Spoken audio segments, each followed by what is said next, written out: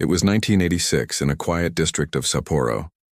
Back then, telephones were still shared lines, what they called party lines, where two or more houses used the same connection. When one person picked up, the other could listen in. Most people found it annoying. But for Rika, it was lonely comfort. She had moved there 2 months ago, a 23-year-old night shift nurse living alone in a rented apartment near the hospital. Her parents were gone, her friends far away. The nights were long and cold. Sometimes, she picked up the receiver just to listen, to feel like someone else was awake in the silence. One night after her shift ended around 1:30 a.m., she came home to her small, dim apartment. She poured herself tea, sat near the window, and out of habit, lifted the phone receiver. There was static, then a faint voice. "Don't stay near the window, Rika." Her hand froze. The line clicked softly. She didn't move.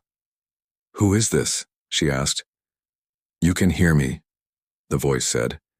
It sounded female, distant, almost whispering through water. "Who are you?" Rika repeated. The line went dead.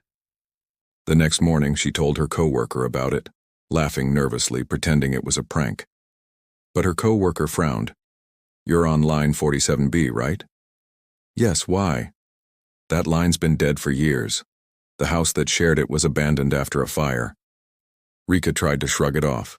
She even asked the telephone company to check it, but they said the same thing. There was no active connection on the other end of line 47B. Still, every night at 1:30 a.m., the phone rang once, just once, and if she picked it up, she'd hear breathing. 3 nights later, it escalated. She returned home after a double shift, exhausted, dizzy, and collapsed on the couch. The phone started ringing, 1, 2, 3 times. She ignored it, but when she finally picked it up, she didn't hear static this time. She heard laughter, faint, echoing, like several people laughing in an empty hall. "Who's there?" she asked. "You don't remember us?" One voice replied. "We were there, the night you left the door open." Rika's heart dropped. She hadn't told anyone about that. The night her mother died, she had left the back door unlatched. An intruder entered, and by morning her mother was gone. It was a secret she had buried for 5 years. No one knew. No one could have known. "Stop it," she whispered into the phone. "Who told you that?" "You did," another voice said, overlapping the first. "You always talk in your sleep, Rika." She slammed the receiver down. Her hands were trembling. She unplugged the cord from the wall, heart racing.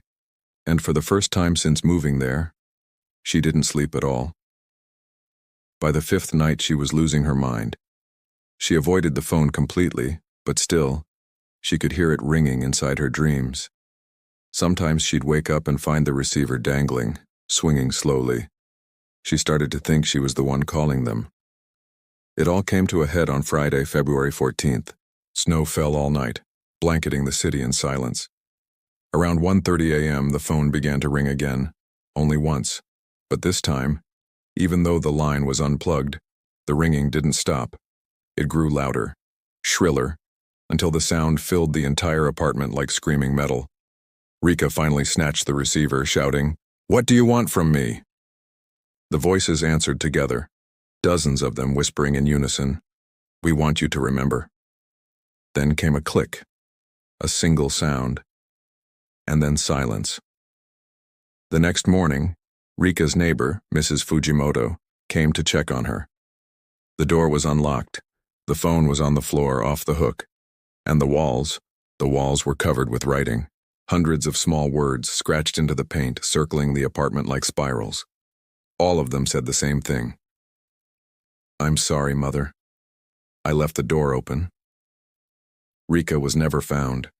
Only her uniform and a broken telephone cord were discovered near the window. 3 weeks later, the new tenants moved in. They replaced the furniture, painted the walls, even installed a new phone line. Everything seemed fine. Until one night, the phone rang at 1:30 a.m. The woman who picked it up heard static, and then a soft voice on the other end. Don't stay near the window.